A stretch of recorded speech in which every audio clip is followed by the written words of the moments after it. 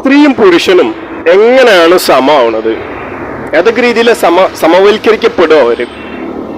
സത്യം പറയുകയാണെന്നുണ്ടെങ്കിൽ പുരുഷരെക്കാള് എത്രയോ ശക്തിയും അല്ലെങ്കിൽ ക്ഷമയും വീര്യമൊക്കെ ഉള്ള മനുഷ്യന്മാരാണ് സ്ത്രീകൾ. എന്നെ സംബന്ധിച്ചിടത്തോളം സ്ത്രീകളെ ബഹുമാനിച്ചുകൊണ്ട് തന്നെ കേട്ടോ ഞാൻ പറയണത്.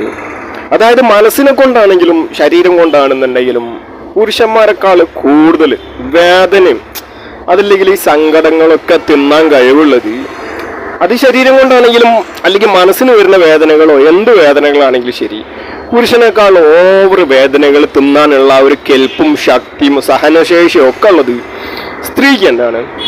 അതല്ലെങ്കിൽ ഇപ്പൊ ഈ ആർത്തവം പോലുള്ള സാധനങ്ങൾക്ക് ഉണ്ടാകുന്ന ഒരു വേദന, അല്ലെങ്കിൽ പ്രസവ വേദന, ഇതൊക്കെ എന്താ സംഭവം?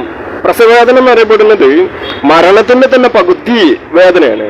അപ്പൊ ഇതൊക്കെ എന്താ പറയാ, സ്ത്രീകൾക്ക് എന്താ പറയാ താങ്ങാനും അതിനൊക്കെയുള്ള കെൽപ്പ് സ്ത്രീകൾക്ക് തന്നെയാണ് ഉള്ളത്.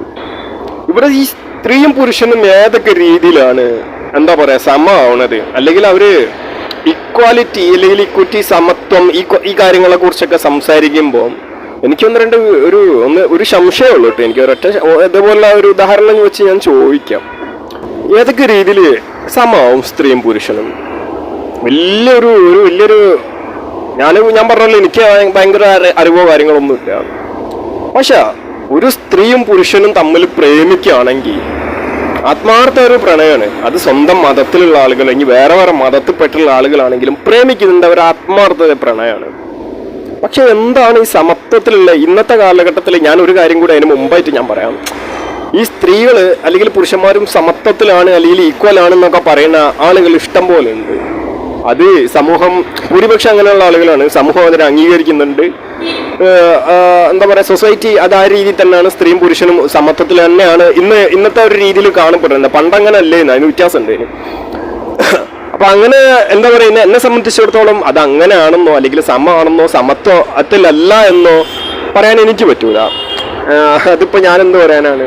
സ്ത്രീ പുരുഷനേക്കാൾ മേലെയെന്നോ അല്ലെങ്കിൽ പുരുഷൻ സ്ത്രീന്റെ മേലാന്നൊന്നും ഞാൻ പറയില്ല. അങ്ങനെ അതിന്റെ ഒരു ആവശ്യമില്ല. പക്ഷെ ഈ സമത്വം ഒന്നും പറയപ്പെടുന്ന ആളുകൾ ഒരു കാര്യം മനസ്സിലാക്കേണ്ടത്, അതായത് കാലാകാലങ്ങളായിട്ട് അല്ലെങ്കിൽ ഭൂമിയിൽ മനുഷ്യന്മാരൊക്കെ വികാരം വിചാരങ്ങളൊക്കെ വന്നു തുടങ്ങിയിട്ടുള്ള ആ ഒരു കാലഘട്ടം മുതൽ ഈ പ്രണയം എന്ന് പറഞ്ഞ ഒരു പ്രതിഭാസം അല്ലെങ്കിൽ മനുഷ്യന്റെ ഉള്ളിലുണ്ടാകുന്ന ഒരു തരം, അതിനെ സംബന്ധിച്ചിടത്തോളം അതൊരു കാഷ്ടാണ്.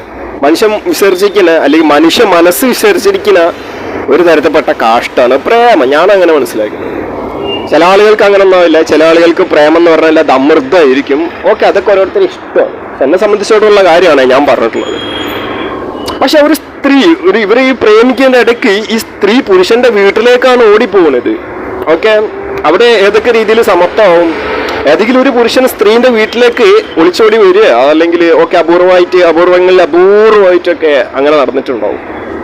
അതെന്താണ് അങ്ങനത്തെ ഒരു പ്രതിഭാസം സംഭവിക്കുന്നത്? ഇക്കാലഘട്ടത്തിലാണ് ഇക്വാലിറ്റിന്റെ ഇക്വിറ്റിന്റെ അല്ലെങ്കിൽ സമത്വവാദികളാണ് എല്ലാവരും.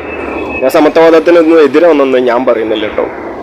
പക്ഷെ ഒരു ഏത് കാലഘട്ടത്തിലാണെങ്കിൽ തുടർന്ന് മുമ്പോട്ടേക്ക് പോകണ ഭാവി കാലത്താണെങ്കിലും ശരി, ഈ പ്രസന്റിൽ ഈ ഒരു വർത്തമാന കാലത്തിലുള്ള മാതിരി തന്നെ സംഭവിക്കുള്ളൂ. ഒളിച്ചോടുന്നുണ്ടോ, പ്രണയമുണ്ടോ, അവിടെ സ്ത്രീ വിട്ടുവീഴ്ചകൾക്ക് തയ്യാറാവേണ്ടതുണ്ട്. സ്ത്രീ വിട്ടുവീഴ്ച തയ്യാറാവുക എന്ന് പറഞ്ഞു കഴിയുമ്പോൾ അപ്പൊ ഇതുപോലുള്ള ഈ ഓരോ പരിഗണനകള്, വിട്ടുവീഴ്ച എന്ന് പറയുമ്പോൾ അത് പരിഗണന എന്നുള്ള ഭാഷയിലും പറയാം.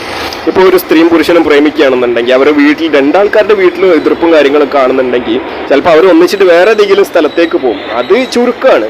പക്ഷെ ഭൂരിഭാഗം സംഭവിക്കുന്നത് സ്ത്രീ പുരുഷന്റെ വീട്ടിലേക്ക് ഒളിച്ചോടുകയാണ് ചെയ്യുന്നത്. അപ്പൊ അവിടെ സമത്വം ഉണ്ടാവും.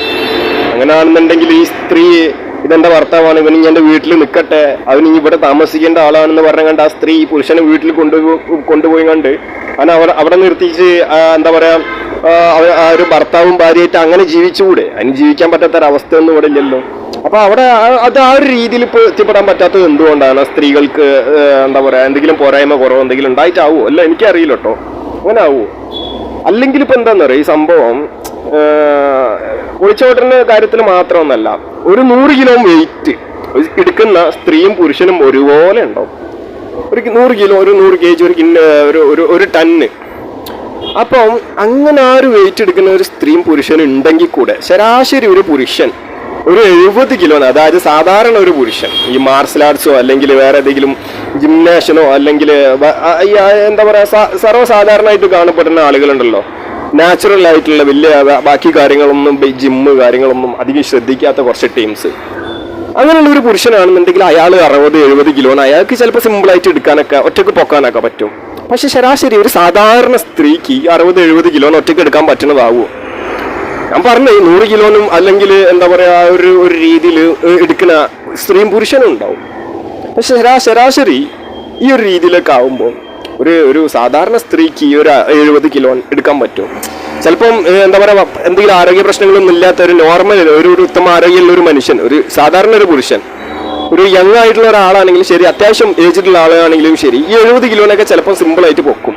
സ്ത്രീക്ക് അത് പറ്റും. സാധാരണ ഒരു ശരാശരി എന്താ പറയാ ഒരു വീട്ടമ്മ പോലുള്ള ഒരു സ്ത്രീ അല്ലെങ്കിൽ ഏതെങ്കിലും ഓഫീസിലേക്കൊക്കെ പോകുന്ന സ്ത്രീകൾക്ക് ഇങ്ങനെ ഒരു 70 കിലോനൊക്കെ പൊക്കാൻ പറ്റും. അങ്ങനെ ഈ ഈക്വാലിസം പറയുകയാണെന്നുണ്ടെങ്കിൽ ഓരോ മേഖലയിൽ കൂടി ഇങ്ങനെ ആലോചിച്ച് നോക്കുമ്പോൾ ഈക്വാലിസത്തിന് ഞാൻ എതിരൊന്നും പറയുന്നൊന്നുമില്ല. പക്ഷെ അതെങ്ങനെയൊക്കെയാണ് ഫിസിക്കലി മെന്റലി അതല്ലെങ്കിൽ ഏത് രീതിയിൽ നോക്കുകയാണെന്നുണ്ടെങ്കിലും എന്താ പറയുക സ്ത്രീൻ്റെ അല്ലെങ്കിൽ സ്ത്രീൻ്റെ ശരീരം അല്ലെങ്കിൽ സ്ത്രീൻ്റെ എന്താ പറയുക ആറ്റിറ്റ്യൂഡോ അല്ലെങ്കിൽ സ്ത്രീൻ്റെ ചിന്താഗതിയോ സ്ത്രീൻ്റെ ഇഷ്ടങ്ങളോ അല്ലെങ്കിൽ ഇതൊക്കെ പുരുഷനായിട്ട് വ്യത്യസ്തപ്പെട്ടിരിക്കും. ഒരിക്കലും പുരുഷനായിട്ട് സാമ്യതകളുണ്ടാവില്ല. അപ്പം എന്താ പറയുക ഈ ജനിതക അവയവങ്ങളാണെങ്കിലും അതിൻ്റെ പ്രവർത്തനം അതിൻ്റെ രീതികൾ അത് സ്ത്രീയും പുരുഷനും വ്യത്യസ്തമായിട്ടിരിക്കും. അപ്പം ഈ മേഖലയിലൊന്നും എന്താ പറയുക വലിയ ഈക്വാലിസ് ഒന്നും പറയാനില്ല. പിന്നെ ഏതൊക്കെ മേഖലയിലാണ് ഇവർക്ക് ഈക്വാലിസ് ഉള്ളതെന്ന് ചോദിച്ചു കഴിഞ്ഞാൽ ഉത്തരവില്ല. പറയപ്പെടുമ്പോൾ ഈ എന്താ പറയുക ഇന്റലിജന്റ് അല്ലെങ്കിൽ ബുദ്ധിപരമായിട്ട് അല്ലെങ്കിൽ ഇപ്പോൾ ഏതെങ്കിലും ജോബിൽ അതൊക്കെ ഈക്വാലിസ് ആണ്. അത് എന്താ പറയുക ആന്തരികമായിട്ടുള്ള ഈക്വാലിസ് എന്നൊന്നും പറയാൻ പറ്റില്ലല്ലോ, ഭൗതികമായിട്ടുള്ള ഈക്വാലിസ് എന്നൊക്കെ അല്ല പറയാൻ പറ്റുള്ളൂ. അത് എന്താ പറയാ ഞാൻ ഏതൊക്കെ രീതിയിൽ ഞാൻ പറഞ്ഞത് ഒരിക്കലും സ്ത്രീകൾക്ക് എതിരായിട്ടൊന്നല്ല കേട്ടോ. ഇങ്ങനെയൊക്കെയുള്ള കുറച്ച് കാര്യങ്ങളൊക്കെ ഉണ്ട്. അപ്പൊ സ്ത്രീകളുടെ പോരായ്മകൾ ആണോ ഇല്ല എന്നൊന്നും എനിക്കറിയില്ല. അതാണ് വാസ്തവം. എനിക്ക് മനസ്സിലാവുന്നത് അങ്ങനെ.